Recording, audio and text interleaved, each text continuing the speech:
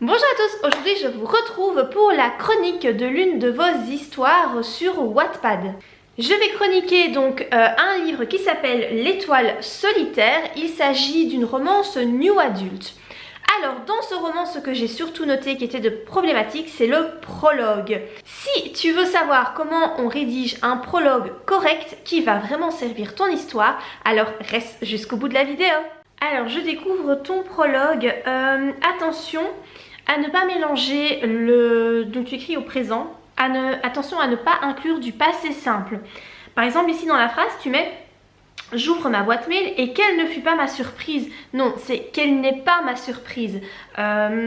Si tu écris ton texte au présent, alors il ne faut jamais mettre de passé simple. Tu ne peux pas retrouver du passé simple quand ton texte est écrit au présent. Autre petite remarque dans ce prologue, quand tu écris ta phrase de dialogue et puis tu mets une incise, quand tu inverses le sujet et le verbe, quand c'est à la première personne du singulier et quand c'est un verbe qui finit en ER, il ne faut pas oublier de mettre un accent sur le E final. Donc par exemple, va chercher le téléphone, lui demandai-je. Alors lui demandai-je, donc tu dois écrire un accent sur le dernier E de demander. Parce que tu ne dis pas lui demande-je en fait.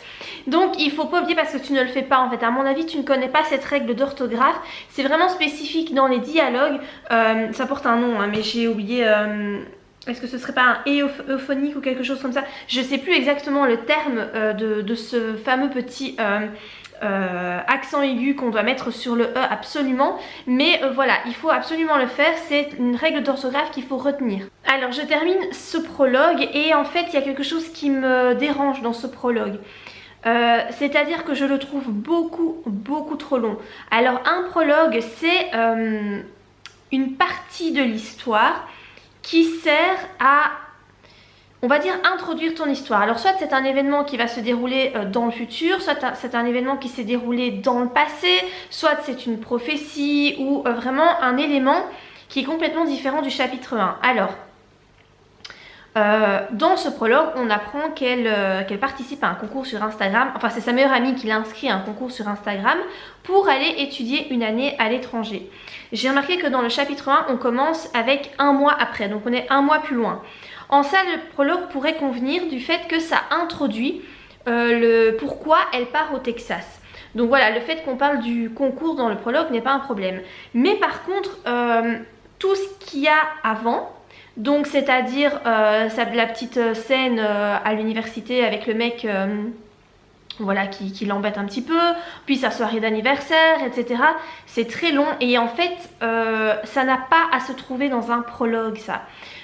Le prologue ne devrait contenir que le concours. Donc le fait que sa meilleure amie lui annonce qu'elle l'a inscrite à un concours et que contre toute attente, eh ben, elle remporte le premier prix et donc elle va s'envoler pour le Texas. Et le chapitre 1, on commence avec son arrivée au Texas par exemple.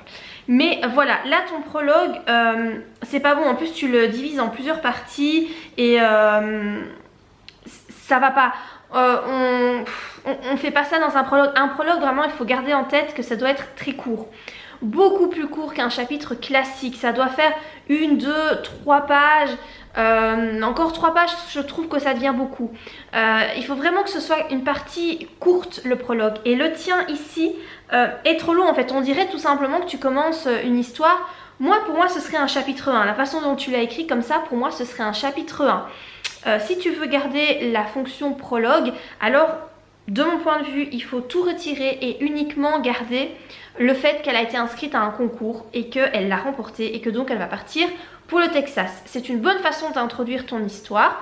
Et puis voilà, comme ton chapitre 1, tu commences en étant voilà, presque un mois plus tard, je pense que là ça va, ça pourrait convenir. Mais voilà, attention à bien connaître la fonction du prologue et à bien l'utiliser. Alors un petit détail ici, elle est française, donc elle parle français, hein, c'est sa langue maternelle. Vu qu'elle n'est pas, vu que c'est sa langue maternelle, en principe quand tu penses dans ta tête, dans ta langue maternelle. Et tu vois là, elle arrive, et elle voit le mec avec la pancarte et elle dit, donc c'est qu'il est mignon le chauffeur, je siffle en m'approchant. Donc je suppose qu'elle l'a dit en français puisque son but n'est pas d'être entendu, son but c'est juste de se faire une réflexion à elle-même. Et le mec en fait lui dit merci parce qu'il l'a entendu. Ça veut dire que le gars, il parle français alors? Si c'est le cas, ce serait peut-être bien de le préciser parce qu'en fait, ou alors tu le précises par après, je ne sais pas. Mais en tout cas, il y a tout un dialogue ici et tu ne dis pas que le gars parle français. Parce que s'il ne parle pas français et qu'il parle anglais, il n'aurait pas dû comprendre ce qu'elle a dit.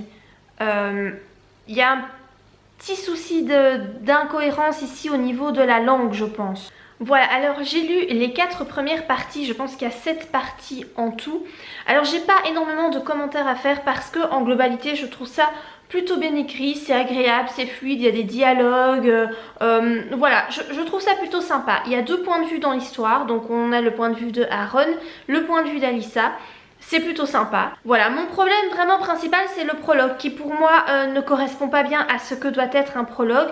Donc là il faudrait que tu revoies ça, ce prologue. Ensuite pour tes dialogues, je remarque que tes verbes d'incise, en fait tu ne les inverses jamais. Je pense que c'est parce que tu ne connais pas la règle en fait. Alors tu n'es pas obligé de les inverser, hein. Tu peux écrire ta phrase de dialogue et puis virgule, je dis par exemple, mais c'est toujours mieux, je trouve moi en tout cas, d'inverser. Et que donc quand ton verbe se termine par un E, tu dois mettre absolument un accent aigu. Parce que ben voilà, c'est la règle. Tu le fais jamais, donc je me demande si c'est parce qu'en fait tu n'es pas très à l'aise avec cette règle-là. Je sais pas, voilà, je me permets de te le dire en vidéo, comme ça peut-être que ben, du coup je t'aurai appris quelque chose et ça te permettra de faire cette modification si tu en as envie. Par rapport à l'orthographe, je trouve que c'est plutôt bien. J'ai remarqué quelques fautes d'orthographe, mais rien de dramatique, franchement ça va. Par rapport à la conjugaison, ça va aussi, mais attention parce que quelquefois j'ai retrouvé des verbes au passé simple alors qu'il ne devrait pas être au passé simple. Donc attention à la concordance des temps, hein. Quand on écrit au présent, c'est présent et passé composé, mais jamais passé simple ni imparfait, sauf si tu décides d'écrire une scène, un flashback par exemple qui revient à une scène du passé. Mais sinon, si on est toujours dans le présent, alors il faut utiliser uniquement l'indicatif présent et le passé composé. Voilà, c'est un petit peu tous les commentaires que je vais faire par rapport à cette histoire. Par rapport au prologue, si vous avez des difficultés par rapport à ça, à la rédaction d'un prologue, je vous laisse ici le lien d'une vidéo que j'ai faite par rapport au prologue. Qu'est-ce que c'est qu'un prologue, comment on le rédige correctement. Donc je vous invite à aller visionner cette vidéo. Si vous avez envie que je chronique votre histoire Wattpad ou Scribd, parce que je fais ça aussi avec des histoires Scribd, eh bien il vous suffit de m'envoyer un petit message sur la plateforme en question en me disant que vous avez envie que je chronique votre histoire. La seule condition que je demande en contrepartie, c'est que vous vous abonniez à mon compte Instagram qui s'affiche ici. N'oubliez pas de me donner votre pseudo avec lequel vous me suivez sur Instagram bien entendu. Je ne chronique que les romans, donc je ne chronique pas tout ce qui est nouvelles, poésie, pièces de théâtre, scénario, BD, n'importe quoi, non. Uniquement les romans. Si tu aimes ce genre de vidéos où je chronique des histoires voilà, sur Wattpad, sur Scribd, vraiment que ce soit des cas pratiques, si tu aimes ça, si tu trouves que ça t'aide dans l'élaboration de tes propres histoires, eh bien n'hésite pas à t'abonner à ma chaîne, activer la petite cloche pour recevoir les notifications quand une nouvelle vidéo est disponible. N'hésite pas non plus à partager cette vidéo. Si tu l'as appréciée, n'oublie pas de la liker avant de partir. Et moi je te dis à très bientôt pour de prochaines vidéos. Bye!